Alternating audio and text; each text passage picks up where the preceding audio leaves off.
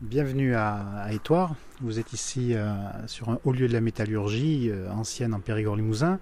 Je me présente, je suis Christian Magne, je suis directeur du CPIE, du Périgord-Limousin, à quelques kilomètres d'ici, basé à Varennes, et membre de l'association Feu Fer Forge, qui a le plaisir de vous accueillir à Étoire. Donc ici à Étoire, comme dans beaucoup de villages du Périgord-Limousin angoumois, du nord d'Ordogne, du sud Haute-Vienne, de l'est Charente, il y avait énormément de forges. Alors pourquoi?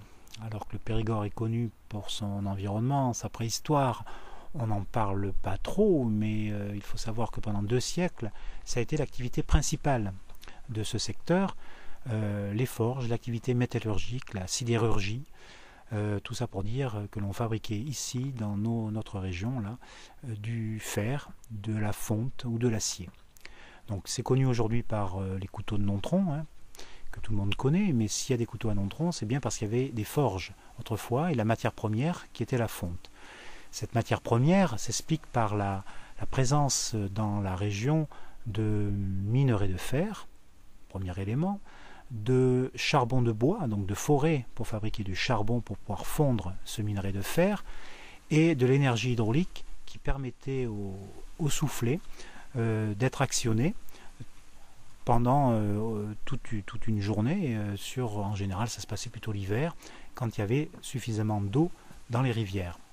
Donc, minerai de fer, charbon de bois, énergie hydraulique, les 3 raisons, les trois causes du nombre de forges extraordinaires qu'il y avait dans cet endroit. Une des premières régions en France en sidérurgie, c'est le Périgord-Limousin angoumois, plus de 140 forges dans le secteur, et qui a vu l'apogée de cette industrie par la fabrication de canons de marine pour l'arsenal de Rochefort. La matière première étant sur place, il fallait des hommes, et les hommes étaient nombreux sur chaque entreprise. Il y avait celui qui s'occupait du bocard, c'était le concasseur à minerai, les laveurs de minerai, qui travaillaient dans les lavoirs à minerai de fer. Il y avait également les charbonniers, évidemment, qui travaillaient dans la forêt. Il y avait aussi des charpentiers pour les forges, beaucoup de bois dans les hauts fourneaux, ceux qui fabriquaient les roues, ceux qui fabriquaient les soufflets qui étaient actionnés par les roues, etc., etc. On avait aussi les gardeurs, les bédières, bref, en général, en moyenne, une quarantaine d'ouvriers sur la forge, plus autant, voire un peu plus, à l'extérieur, les rouliers qui transportaient avec les fardiers, les canons, le minerai, etc. Il y avait également tous les métiers annexes, les agriculteurs qui travaillaient de temps en temps à la forge, notamment l'hiver, où ils avaient un peu plus de temps. Bref, beaucoup de métiers autour de cette activité. La forge d'Étoire, parmi les éminents propriétaires, il y a eu le marquis Marc René de Montalembert qui a affermé cette forge. Il n'était pas directement propriétaire, il était locataire, mais il utilisait cette forge qui était équipée à un haut fourneau. Il y a également Forge Neuve à Javerlac à 2 hauts fourneaux.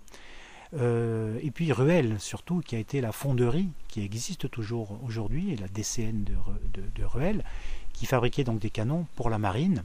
Donc ici à Étoire, des restes de l'archéologie industrielle, les restes de la forge.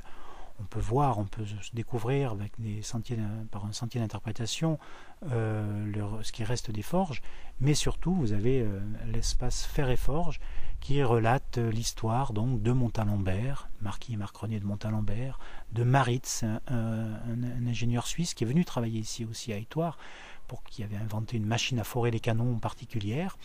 Et dans cet espace Fer et Forge, vous verrez toute cette histoire qui est racontée. Il y a des maquettes également.